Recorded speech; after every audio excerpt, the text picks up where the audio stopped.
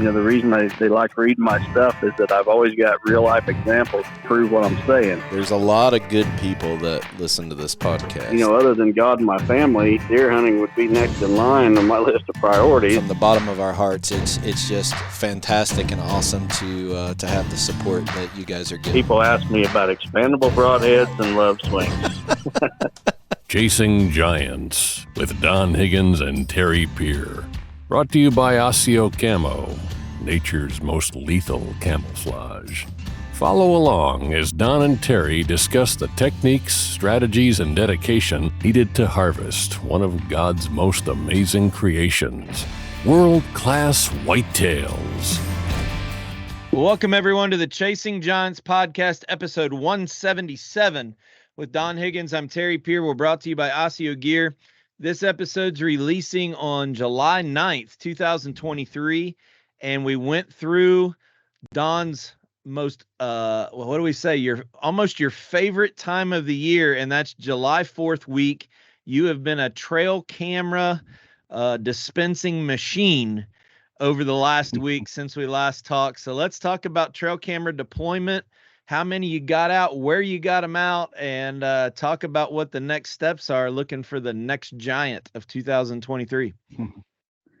Well, you're right, Terry. I've been, I've probably had more trail cameras in my hand over the past 10 days or so than probably most of our listeners. But I just counted up right before we started recording tonight, and I've got 38 cameras out on 14 properties in 3 different states right now. I still got a handful to go before I'm done, but yeah, I've got them in Ohio. On my Ohio property, got several properties here in Illinois, and then I went to Iowa yesterday, and that was quite the adventure. Put 5 up over in Iowa on a property over there, and I got up yesterday morning. I didn't even have any idea I was going to go to Iowa, and I'm sitting here at my computer, and I'm going through my list of places I need to hang cameras, and I thought I need to get to Iowa. So 10 o'clock in the morning, I jump up from my desk, I go out to my garage, and I load up my truck with cameras and the QuietKat bike and all my gear, jump in the truck, head to Iowa. It's a good 3.5 hour drive to get to the farm I hunt. So it's mid-afternoon when I get there. By the time I stopped and ate and filled up with fuel and this and that, it's mid-afternoon, and just as I'm crossing the Mississippi River into Iowa, the sky to the west is dark. There's storms coming. You got to be kidding me. I've drove over 3 hours, and I'm driving right into a stinking storm. Well, I get there to the farm. The farm is not that far into Iowa. And look at my radar. Sure enough, on my phone, yeah, the big storm's coming. I jump on my QuietKat, load up the rack with my gear and cameras and such, and I head out on this farm, and this farm is not flat by any means. It's rolling, big rolling hills, and I did get 5 cameras up, but actually when I put the first camera up, it started to rain real light. By the time I got the 5th one up, it was raining. I mean, it was raining. I got back to my truck. I'm soaking wet. Don't have a change of clothes with me. Don't even have a towel or a rag in my truck. that QuietKat bike has thrown mud up all over me as I'm riding through the soybeans, coming back to my truck. So I'm covered with mud from that front tire of the bike and soaking wet. And I turn around and I drive home.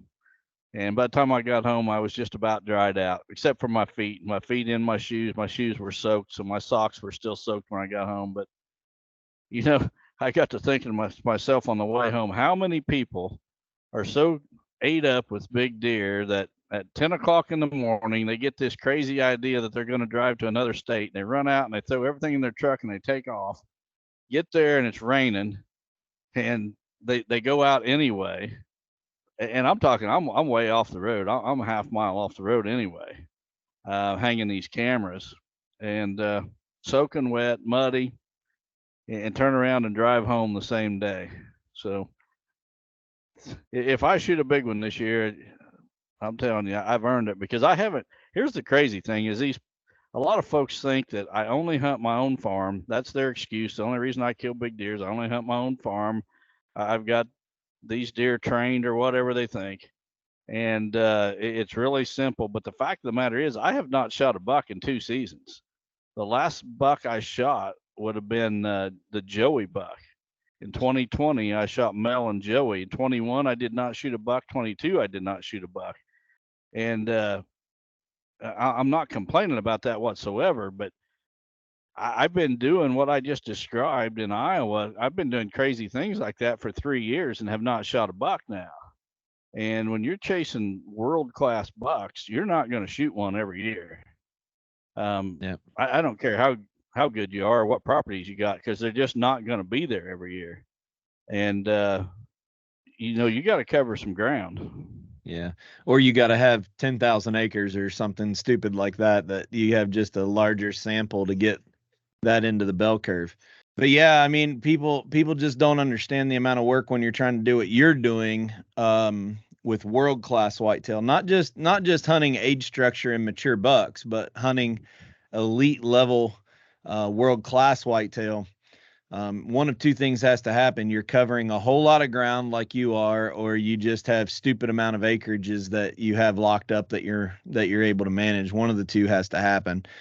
So out of all of those states, 3 states, all of those cameras, you said you mentioned riding the Quiet Cat. I think that was your first time having the new Apex Quiet Cat out. And I don't know about you, but I used mine for the first time deploying cell cameras, and it is an absolute huge upgrade from the older bikes that we had. Doesn't sound like you've put your fenders on if you threw mud all over the back of you, but those are in the box, by the way, out in the shed. I should have put those on for you. Yeah, I did not put them on. I did ride the Quiet Cat around here locally, putting some cameras out this week to get familiar with it. And you are right. That thing is absolutely so much better than the old. And I love the old one. Don't get me wrong. There's nothing wrong with it. But this one here it's just on a different level. It's got more power. It is a bigger frame. I don't know if you noticed that or not, but it's a whole lot taller. Getting up over, it's a little bit higher than the other one was. Did you put your suspension seat on it? Have you done that yet? Oh, that's a game changer. If anybody doesn't have one of those on an electric bike, I'm telling you, put the wide seat on it and that suspension seat post, absolute game changer. But I came out to Illinois last weekend and put cameras out, and zipping around on that thing, man, it just cuts the time, a ton of time saved. I mean, going out around these fields, just it's truly a game changer. Yeah, I'll tell you what, I made it back when I got my last camera hung there yesterday in Iowa, and I started heading back to the truck. That bike will go way, way faster than I will ever ride it. I know that. Yeah. But I don't need it to go that fast. I was back to the truck in 5 minutes or less. And if I'd have been walking, I would have been at least a minimum of 30 minutes walking back to the truck from where that last camera was at. It saves a lot of time. A lot of labor for older guy like me. It's really nice because it lets me cover some territory. And I'll tell you, my favorite thing about, or way to use these bikes, is I use mine probably more in the summer than any other time. And when I'm trying to get video footage of bucks in the summer, what I like about it is I can ride that bike right down the rows of soybeans. If those soybeans are planted on 30-inch rows, I've literally had those soybeans as tall as my hands on the handlebars I'm driving, but yet you can ride right down that 30-inch row and not hurt the plants at all. You're not tearing up the bean field. Nobody can even see that you've drove down the row. And it really allows me to get back off of the road, a half a mile or so without working up a sweat, because, in the summer it's usually hot, and I can put my gear in that rack in the back, and there I go across that field, and I'm back there videoing. I haven't worked up a sweat or anything, and it's quiet getting there. It's not like you're riding a motorcycle or something. You get there quiet. You haven't disturbed anything. I actually rode right up within about 30 yards of a 1.5-year-old buck this week, and this wasn't in Iowa. This was here in Illinois, but I was on the Quiet Cat, and this buck was browsing on some weeds or something on the edge of a field, and I seen him from probably 200 yards away, and he was right where I was going to go, and I thought, well, hey, he's just a little dink. It's a good little bit from where I was going to put the camera. So I just thought, I'm going to see how close I get to this buck before he sees me. And he's sitting there munching on these weeds. And I drove probably, might have been 25 yards, but I was less than 30 yards from this buck before he looked up and seen me coming. He did not hear me at all. He just happened to glance up and see me, and boom, there I was, 25, 30 yards away from him. Yeah. Two of the ways that I really like to use them in the summer is, number one, we both got this new basket that came out with the newer bikes that is over the back tire.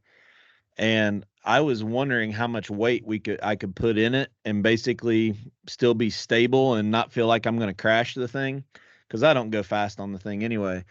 But when the ground's really wet, like after some of these big storms that we have, and I need to go in and check cameras, but more importantly, put mineral out, I actually put a 40-pound bag of mineral in that little rack over the back tire. Plenty stable enough, weight-wise, no problem, and don't have to worry about tracking up the field or walking through the mud.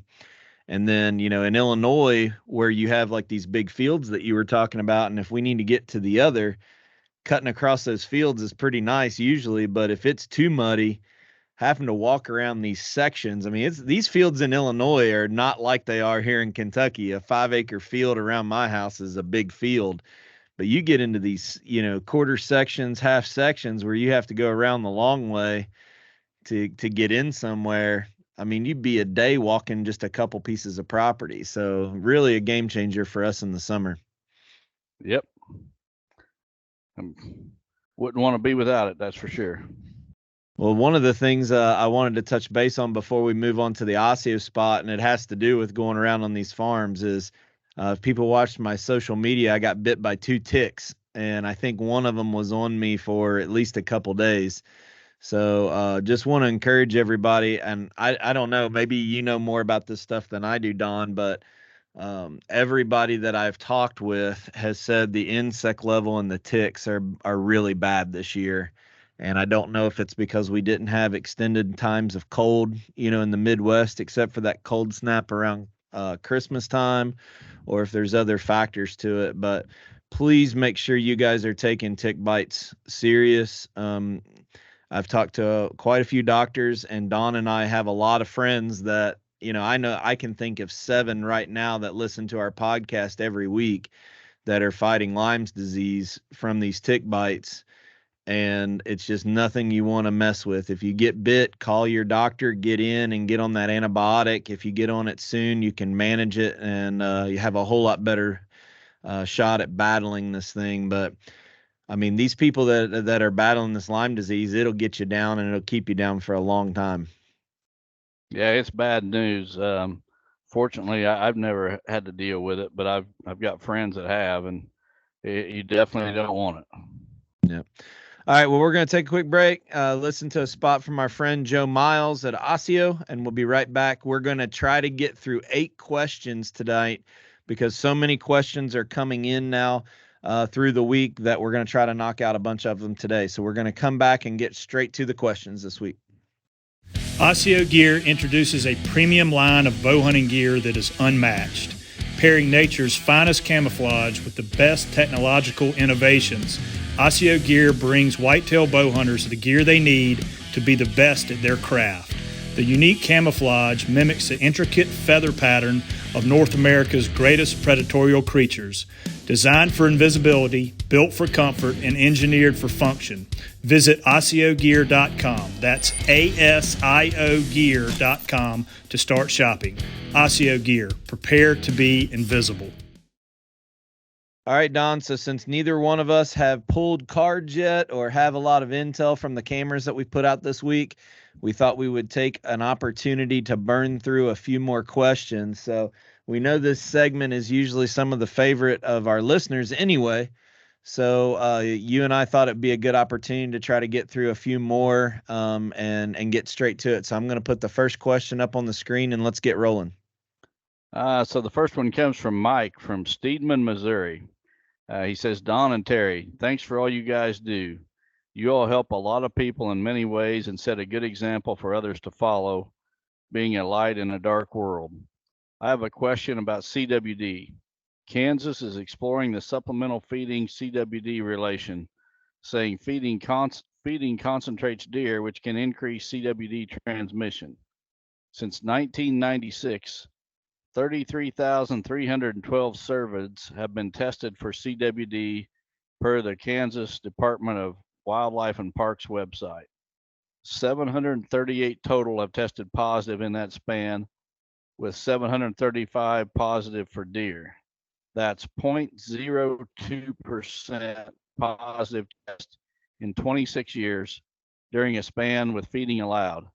It seems feeding has not increased CWD much. Supplemental feeding, in my opinion, can help the herd when natural forage is low during late season and the food plots are not as productive.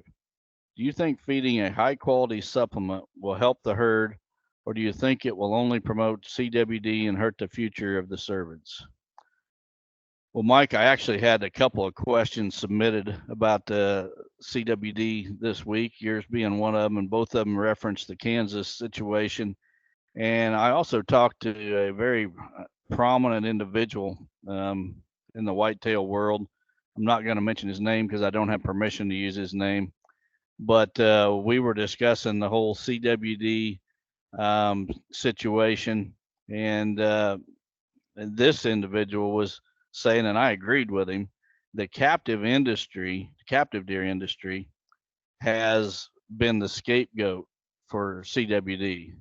And the media, if you will, the whitetail media, the hunting media, however you want to look at it, magazines, different people within the industry have made that happen.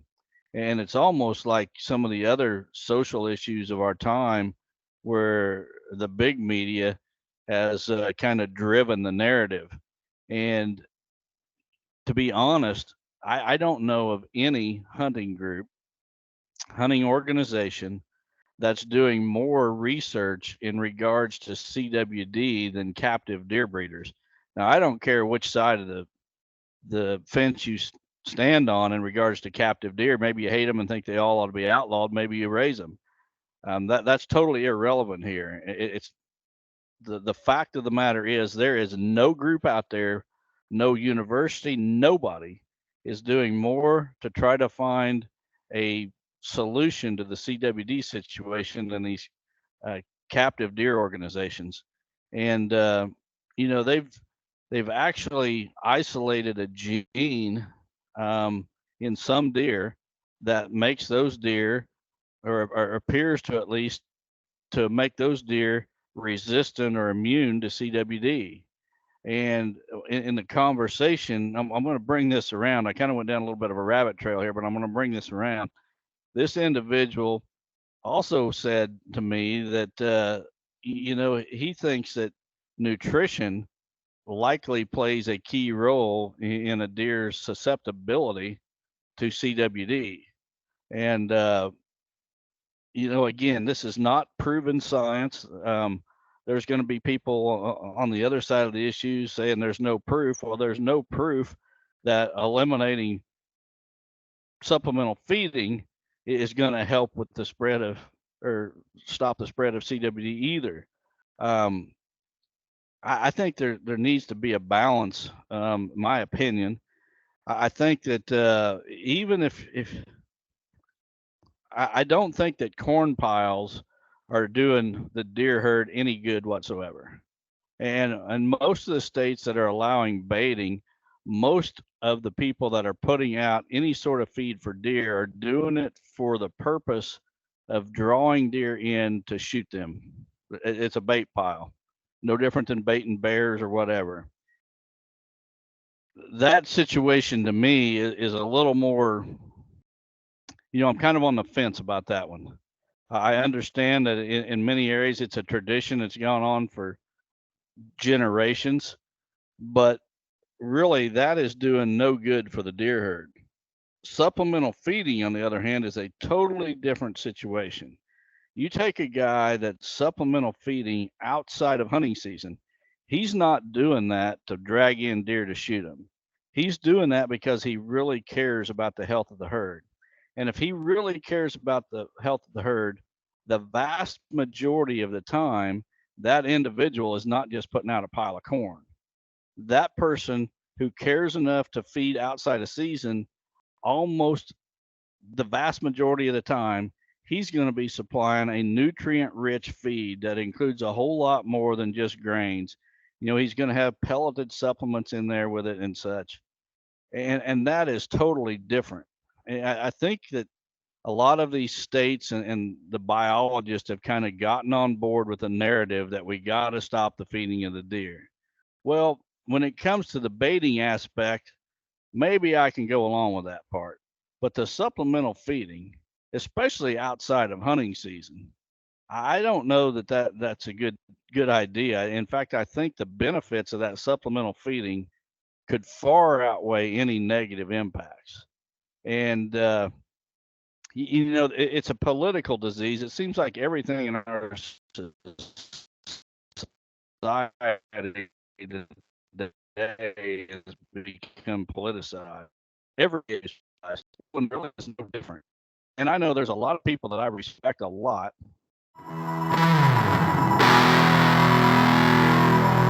This is the biggest step we've taken in reducing vibration and sound since 3D damping. What will my new setup do for me that my last year setup did not?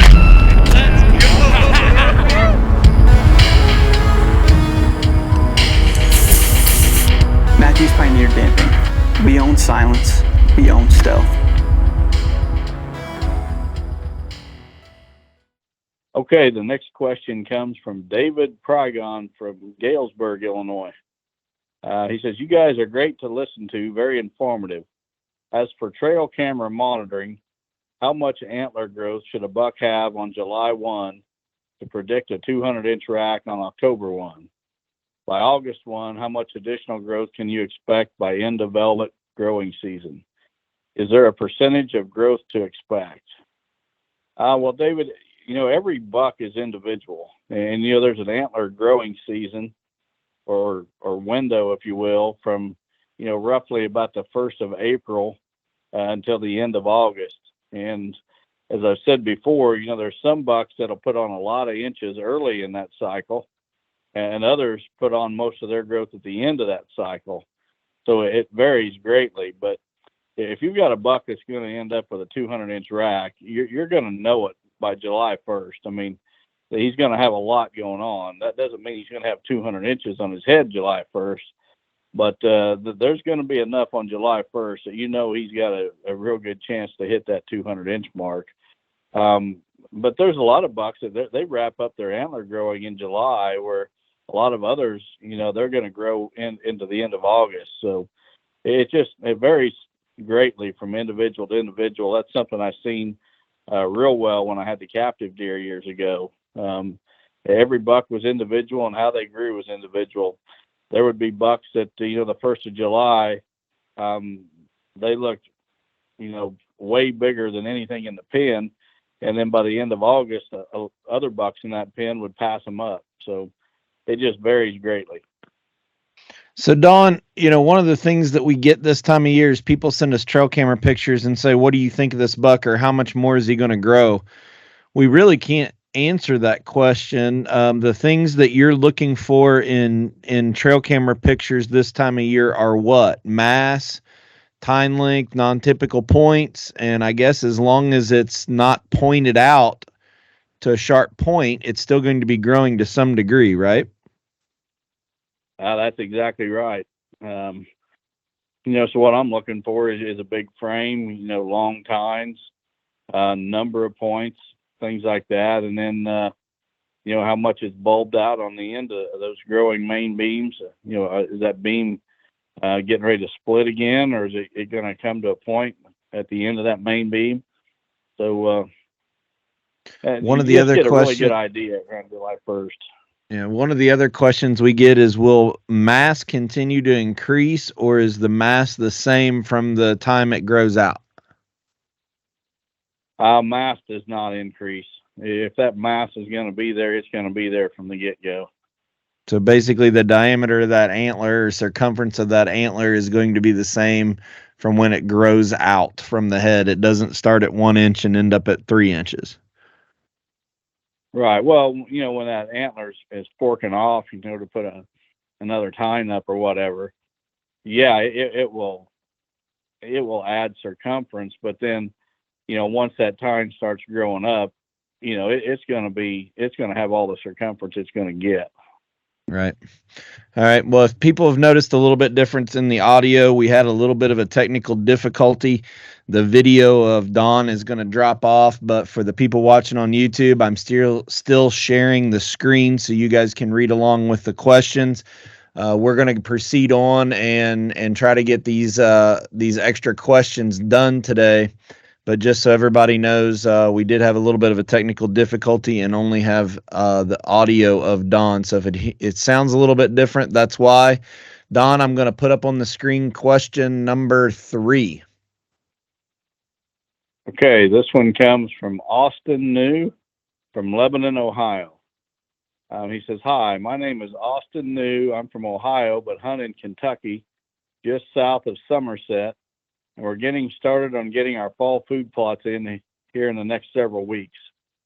We have spots that are in the open to till and that have sunlight, but also we have scouted spots that are low light areas and areas not accessible with equipment to plow and till the ground. Is the Deadly Dozen safe to no-till seed in a low light area? If not, which of your products would you recommend using in our situation?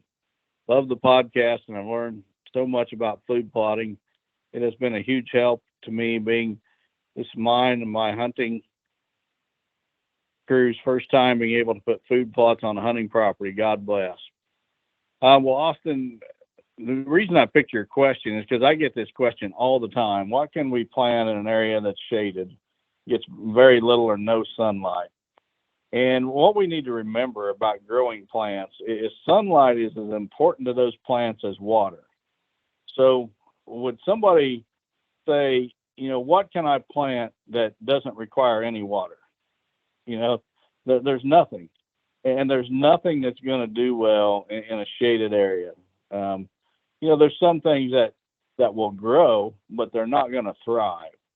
So, you asked specifically about Deadly Dozen in a low light area. Well, the Deadly Dozen's got 12 different plant species in there. And if you plant that, you're definitely going to see, plants growing, but they're not going to be full, lush, healthy plants like you would expect. In a low light condition, I'd try clover.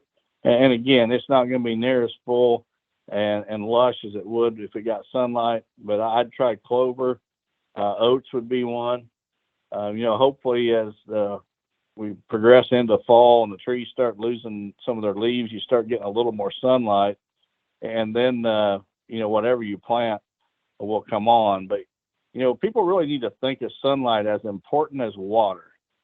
You wouldn't plant a plot where it's going to get 1/4 the water that it really needs to flourish, but yet we got people out there all the time trying to plant plots in areas where it's getting 1/4 the sunlight it really needs. That sunlight's really important, and we need to do whatever we can to open that canopy up and get some sunlight to those plots. Okay. Good question. We'll move on to number 4. This one comes from Tyler from Charleston, Illinois, right in my neighborhood. Tyler says, "This past weekend I went out to put up trail cameras and noticed that a lot of large trees had fallen across the deer trails. I have spent a lot of time on this property and I have my stands already in place. I'm afraid that this is going to affect how the deer will now move through this area.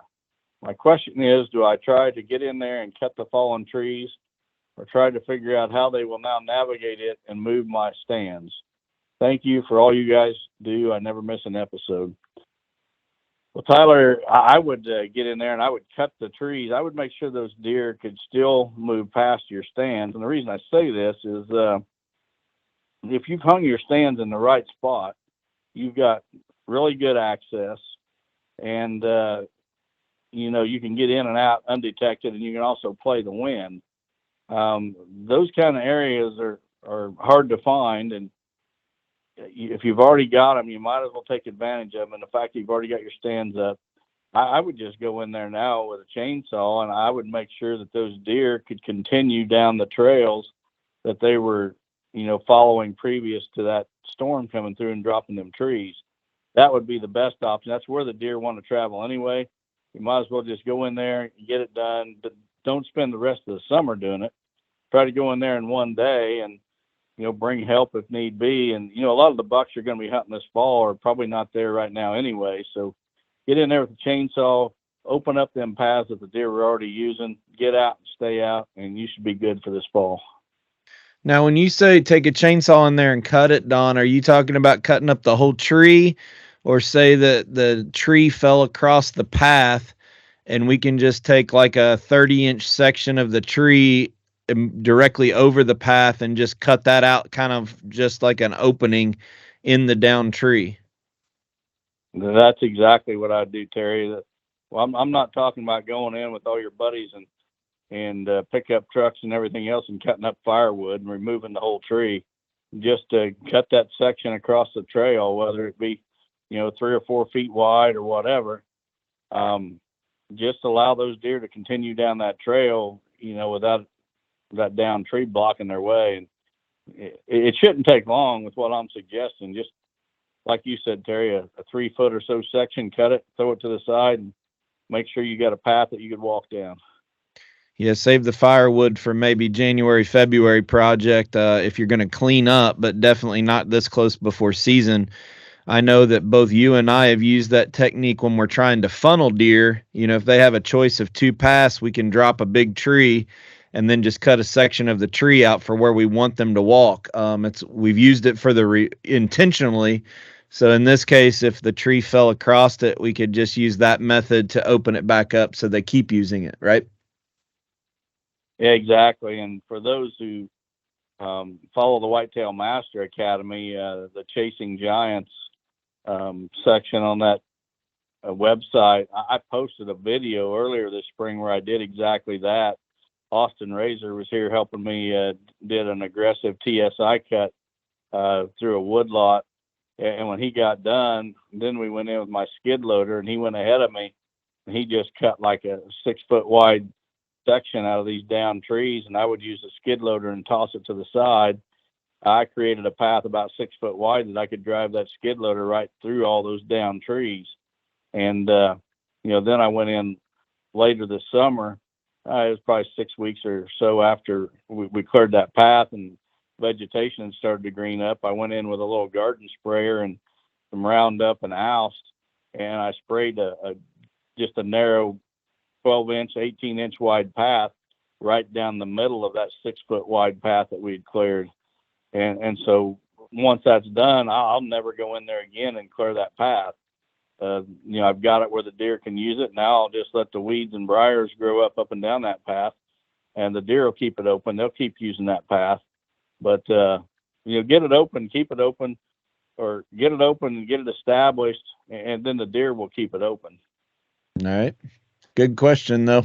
Hope you didn't have too much damage in Charleston. That's pretty close to you. Yeah, it is. We did have a bad storm come through about a week ago, and I know there's fallen trees all over the place, so I know exactly what Tyler's talking about. Well, and the next question comes from this feller named Ray Miller. That name sounds awful familiar. I'm not sure where I know it from. What do you think? Well, I think isn't there a circus up there in Northeast Ohio run by a couple of Miller brothers? I think they're brothers, and I think they're the circus. I don't know that they run a circus. Yeah. I just think that they're the circus. Well, there are a couple of clowns in the circus, aren't they? We'll get a text message after that one. Yeah. Anyway, this one comes from Ray Miller from Burton, Ohio. He says, "Hi, Don and Terry." He says, "Don, you've gone on a podcast prior to killing Smokey and Trump and gave yourself a 90% chance and a 5% chance of killing those 2 bucks. Says, what is your percent chance of killing Babe this year? Also, does Terry still have his turkey recipe, and would he be willing to share? God bless and keep it up." That's a great question, Ray. As you mentioned, the summer before I shot Smokey and Trump, I said my odds of killing Smokey were 90% and my odds of killing Trump were 5%. Smokey was the easiest mature buck I've ever killed, and Trump was the hardest. So where does Babe lie in between there?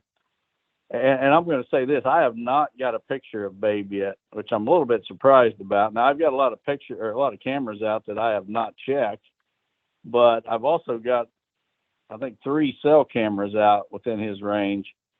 And not only have I not got a picture of Babe, but there's a couple other really nice mature bucks that I should have pictures of that I don't have pictures of either one of them as well. Now my guess is those 3 bucks are all running together in a bachelor group, and I just either they're on some of the cameras that are not cell cameras and I've already got their picture and just don't know it, or I just haven't found exactly the field that they're hitting in the evenings yet, which I've been looking pretty hard. But anyway, if Babe is alive this fall and he continues to live on my property to the degree that he has in the past, my odds of killing him are probably at least 80%. Now there's some big ifs in there because, right now I honestly don't know if he's still alive. And that's a huge if right there. If he's still not alive, I'm obviously not going to kill him. But if he's alive, doing what he did last year, living in the same range that he lived in last year, my odds of killing him are at least 80%. If you decide to kill very him. good that I will get that. Yeah, and then if he grows a rack big enough that I want to shoot him. So, all right. As far as the turkey recipe, you and I both know that Ray isn't cooking anything. So I think he's referring to the picture that I sent him that one time. So since I know that Ray doesn't cook, I'm going to print out a copy of that picture with the recipe and mail it to Mrs. Miller and tell her that Ray asked me to send it to her. So Ray, just tell your wife to watch the mail and I'll send her the turkey recipe. Okay, buddy? Well, I'll tell you what, Terry, with that Amish restaurant right down the road from their business, I don't think I would cook either if I was Ray. I think I'd just make a trip right down the street and eat at that buffet every day. Yeah. Ray's probably laughing. Turkey. Ray's probably laughing right now about my response. So we'll just move on to question number 6 from Adam. Yeah, this one comes from Adam Dawson from Springport, Indiana. He says, Don and Terry, thank you for all you guys' knowledge on food plots. This is only my 2nd year putting in food plots and 1st year using real world products. And this year is by far my best, even with the drought.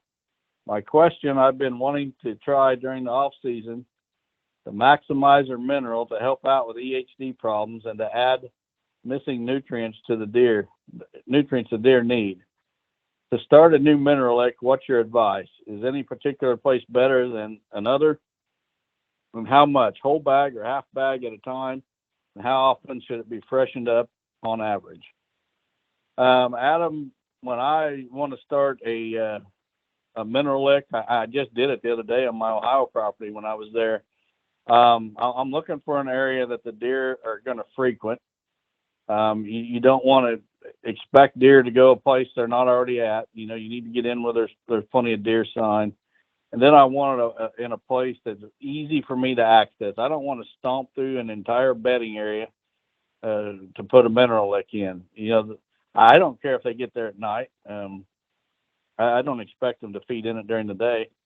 And when I do find a spot with easy access that the deer frequent, I will pour just an entire bag on the ground in a pile. I don't scatter it out. I've seen guys take that bag and walk around flipping mineral around, over several square yards. I pour it right in a pile, and it makes it easy for the deer to consume. And as rain hits it, it leaches into the soil in that one little area, and they will continue to ingest that soil. But how often it needs freshened up?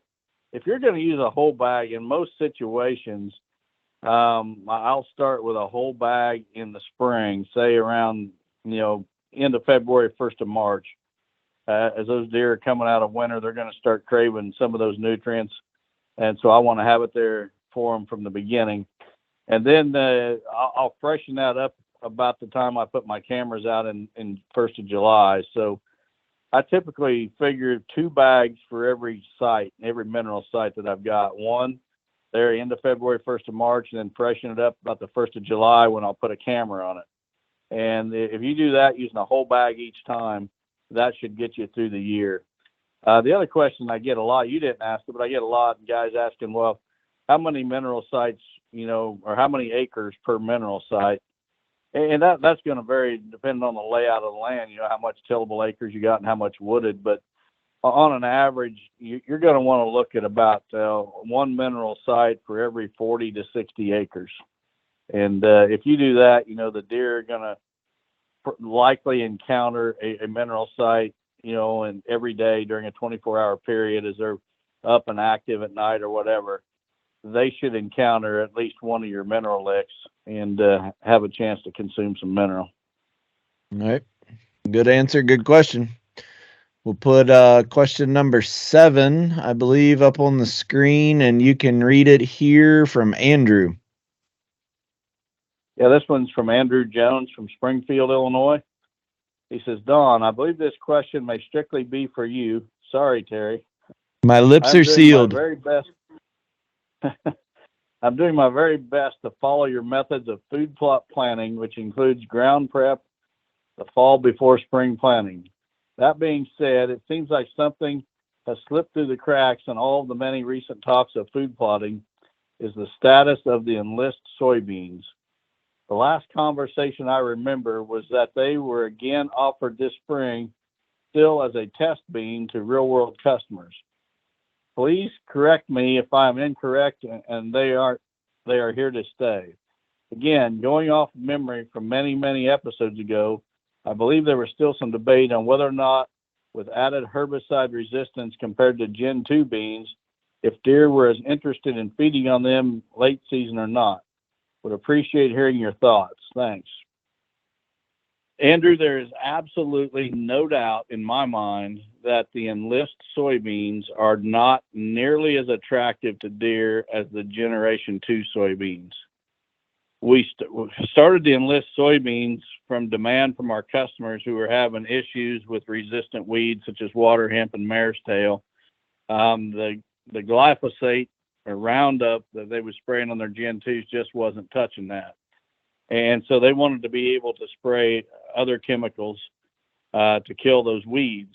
And thus we had the pilot program with the Enlist soybeans. Well, with the testing that was done, some of the feedback, and especially with my own firsthand experience on my farm, it became very, very obvious to me that the deer were not nearly as attracted to those Enlist soybeans as they were. And we tried many, many different varieties of Enlist soybeans. So it's not like it was the variety. And the Enlist that we sell is a blend. So, it wasn't that. It was the fact that they are a GMO with multiple traits. They're resistant to not only glyphosate like the Gen 2 beans, but also Liberty and 2,4-D. So I think when you start stacking those GMO traits, they become less and less attractive to the deer. Now, so why do we still sell them? And that is simply because of customer demand. We still have guys that insist on using Enlist soybeans to address their weed problems. And I think our Enlist beans are probably every bit as good or better than any other Enlist bean that you can buy. But they're never going to have their own bag because they just are not as attractive. They are only being sold because of customer demand. And I am very honest. I'm very open and upfront telling people they will not attract deer like the Gen 2 soybeans. And what we've been trying to do for the last few years is we're trying to educate guys to use a residual herbicide. Don't rely on the herbicide that you apply once the crop is up and you apply it over the top. That residual herbicide is the key. I had a really bad water hemp and mare's tail problem on this farm, and the way I solved that problem was with a residual herbicide. Today I can still grow the Gen 2 beans. I promise you, if I did not have a residual herbicide down when I plant, my soybean plots would just be a mess with all the mare's tail and the water hemp, but I control that with the residual. And we preach that and we preach that and we preach that, and still guys just insist that they want to plant an enlist bean because they got a water hemp or a mare's tail problem. And the solution is not the enlist soybeans. The solution is that residual herbicide. So we will offer them simply because our customers want them, but it's never going to be in its own bag. It's always going to be coming in a probably a kitchen seed bag or a plain brown or white bag. It'll probably continue to have the pilot program sticker on the bag, but just not near as attractive as the Gen 2 soybeans. And Terry, I know he didn't ask for your input, but I'm asking for it. If you got anything you want to add in here. No, I think you answered it perfectly fine. If we couldn't, we're proving on our own farms that residuals work.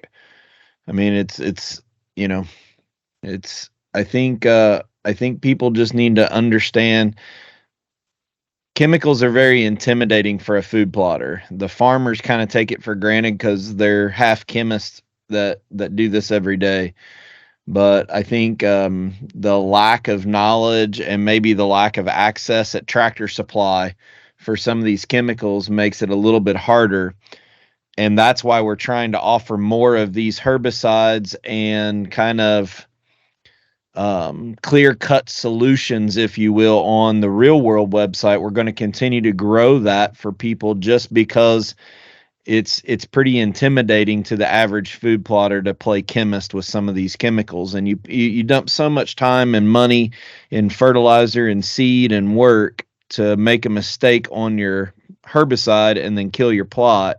I get it. People get pretty worried about it. So, I think your answer was perfect. And what we're going to try to do at Real World is continue to, we don't make hardly any money off of herbicides, but we're going to try to still offer that and those solutions for people so that it's a little bit more clear cut and people can manage their weeds better. Yeah, I've also got a lot of questions here in the last week or two, and I'm sure you have too, Terry, about the NutriCrave corn. What can we spray in our NutriCrave corn? The weeds are taking over. And the first question I ask everybody that I talk to is, did you put down a residual? And the answer, 99% of the time, the answer is no, I didn't. Now I'm trying to catch up. And, being a non-GMO, the Resicor or the NutriCrave corn won't allow you to spray much of anything other than 2,4-D. So, we're going to be offering Resicor next year. Resicor was a restricted use herbicide last year, but this year they changed it to an over-the-counter. Anybody can buy it without a license now. So next year we're going to be selling that Resicor herbicide, and we're even going to put some text on our website on the NutriCrave page that, hey, here's the herbicide. You need to apply this when you plant. Otherwise, you're going to have serious weed issues. So the whole food plotting industry, we're trying to lead the charge in education and get more and more food plotters to put down those residuals and stop the weed situation from ever happening. And instead of trying to address it after the weeds come up, prevent those weeds from ever being there. That's way better than trying to address it after they've come up. Yeah. But we're still going to sell the Enlist. I know there's quite a few customers that will plant a food plot right up against a farmer's ag bean and ask the farmer to plant. Well, if the farmer has an Enlist program, it only makes sense to put an Enlist bean right beside it. So there's still some reasons why we sell it. But for all the people that always accuse you of selling snake oil, the last statement that you made about one of our products, you try to be honest with you and say it's not going to be as good.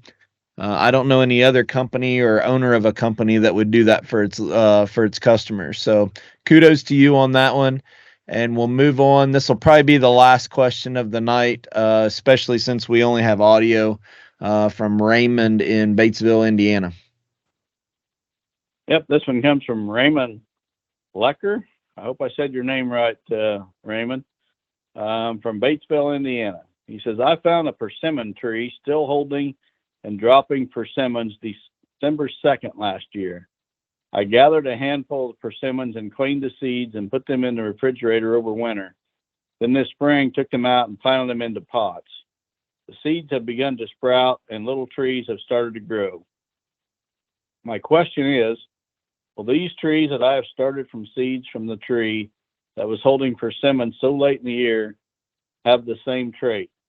Will the trees I started hold theirs late also, or will it depend on the traits of the tree it pollinated with also, if they need another to be able to produce?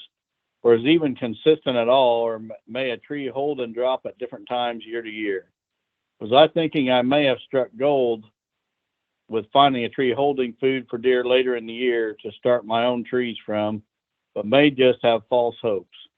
Your expert advice and the wealth of knowledge you share is greatly appreciated. Thank you and God bless. Well, Raymond, actually, December 2nd is not that late for a persimmon to be holding fruit. I've seen persimmons in my area holding fruit in January and February. So I hate to break the bad news to you, but you did not find anything special when you found persimmons on a tree December 2nd last year. Again, I get a lot of fruit tree questions, and especially on the Whitetail Master Academy, the questions that come in there, a lot of those pertain to fruit trees and such. And I'm just going to suggest that you buy grafted female persimmon trees, because these trees that you're starting from seed, a large percentage of those are going to be male trees that never produce fruit. And if you're going to spend your time cultivating trees, planting, taking care of them, caging them to keep the deer off, fertilizing, whatever you got to do, you might as well spend a little bit extra and make sure that tree is actually going to produce fruit. And those grafted females are typically selected, or the wood that's cut for that graft is cut from trees that are heavy producers. A lot of them have different drop times, so you can actually have some trees that are going to drop fruit very late, like you're suggesting here, but it's going to be a whole lot more consistent. Let me give you an example. There's a couple.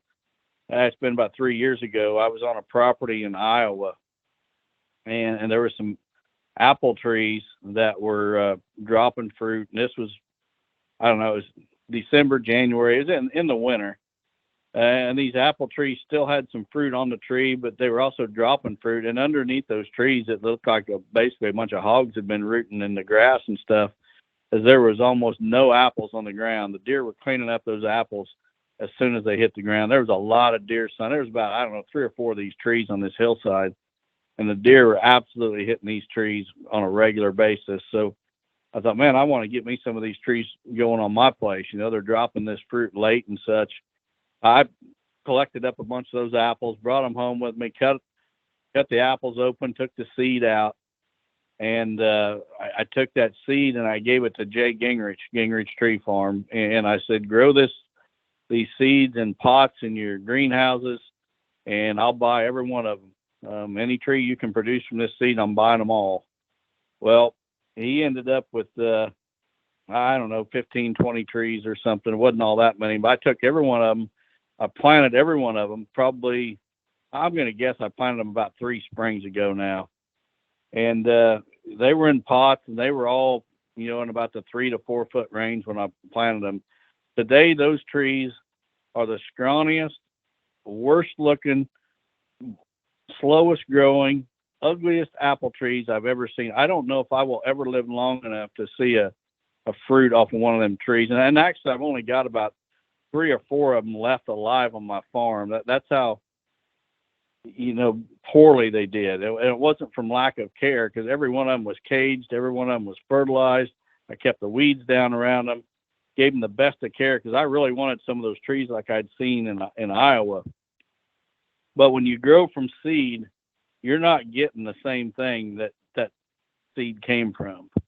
And the only way to get the same thing would be to cut wood off that tree, the ends of the branches, and graft that on to the rootstock of another, apple tree. And then you're going to get a clone. A graft is basically a clone of the tree that it came off of. So Right. if you're going to waste your time growing fruit trees, you need to get trees that are grafted. And when it comes to persimmons, grafted female persimmons. So anyway, I got off on a little bit of a rabbit trail there, but I wanted to make sure that we got some solid advice out there on fruit trees. And the tree you found is nothing special. Well, the big takeaway from that question that I heard is the amount of work that you would have to do to clean, process, and get a seed ready from fruit, and then the time it would take for it to, be ready to transplant, plant, and then produce. It's so much time to get there and not have good results. If you want it, you're just better off doing it right. Give Gingrich Tree Farms a call. Jay has a lot of resources available, and if you let him know early in the year, he can have trees ready for you in the perfect planting times, which is usually the fall or through the winter or early spring. But don't wait till the last minute to call Jay and say I need 30 persimmon trees either. He's got to know early so he can save them for you. But it's a long time to wait to have a failed result. I mean, you're talking years. Yeah, I'll tell you what, I'm so disappointed in those trees. They are literally the most unhealthy looking scraggly things you ever seen. And I'm still babying them. I'm still trying to get the ones that are left to produce something, but they're a long way from the trees that you're going to go buy. I mean, the branches are real tiny. They're not real stalky and beefy like a grafted tree would be. And you just learn from my mistakes, folks. And a lot of the advice that I'm sharing with you, it comes from me doing things wrong. And I learned the lesson the hard way, through a lot of effort and wasted time and money. I'm trying to save you that. And here's a good example. I know it's probably fun to collect these persimmon seeds and try to grow them yourself and all that, but save yourself the headache. Just go buy some grafted female persimmons and you'll be way ahead of the game.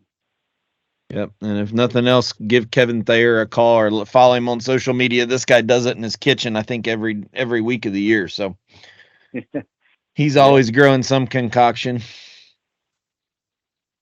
That he is. All right. Well, we apologize about the technical difficulties. We're still dealing with the aftermath of these storms that held us back last weekend. We hope that by next week's episode, Don will have better internet running through his neighborhood and some of the issues resolved. But thanks for your patience. We hope the audio is at least get us by for this week. And sorry about that. We do our best. And then, Don, before we cut off of here, how many more cameras you got to put out, and what are your plans for this week? I don't know, maybe 10 or so more cameras, but I want to get them out. So what else? That's I've got some stuff going on around the farm. I've got a new pole building going up, so got some things with that going this week before they come to start it the next week. I got to go to Indiana towards the end of the week for an event for my my daughter and son-in-law baby shower over there for the baby they're expecting the 1st of September. But I'm definitely going to get out and get some more cameras out. Yep. How about you, Terry? I got I think I have 6 more cameras I need to get out here in Kentucky on 2 other farms. I need to make another trip back to Illinois, but that won't be till August. Still haven't put the 360 blind together, but got all of my bush hogging and everything done. So I'm going to start piddling on that the next couple evenings. I got a redneck feeder that I need to get put together. The lovely Kentucky DNR won't let us feed this year until August 1st. So it makes total sense that we can't supplemental feed all the way through the spring, but then you can hunt over a corn pile the entire season. But need to get the feeder ready. So just odds and ends around here. I'm pretty well set. Food plots look good. I'm not going to have to do anything there until fall planting. So I'm sure I'll chase kids around and try to get the yard mowed and some little stuff like that. It's kind of our dead period, just sitting back watching the pictures come in, if you know what I mean. Yeah, I'm ready to start checking cameras, but I'm going to wait a couple more weeks. And boy, our food plots are looking fantastic here now that we got all the rain. We got another ½ inch today, and I think we've got rain in the forecast 4 days next week. So, yep, same here. It couldn't have come at a better time. Yep, and I know some people are still dry, but we've sure been blessed with rain and feel very, very blessed. It's amazing that the original beans that we planted early and the late beans are actually the same size. And we've got people that have called us and complained about the seed and whatnot. Mother Nature is just king. And, it's amazing that beans planted almost a month apart are the same size, but because they've gotten rain at the same time. So this rain is exactly what we've needed to make them shoot. Yeah, I'll tell you what, my food plots look as good as they ever have this time of the year. And if you'd have told me 2 weeks ago that was going to happen, I'd have thought you was absolutely nuts.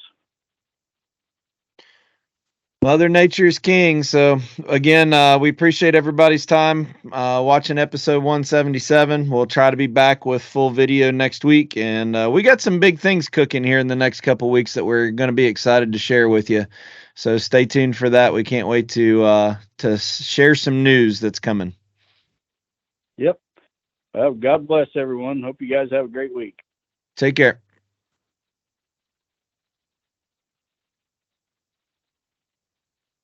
All right.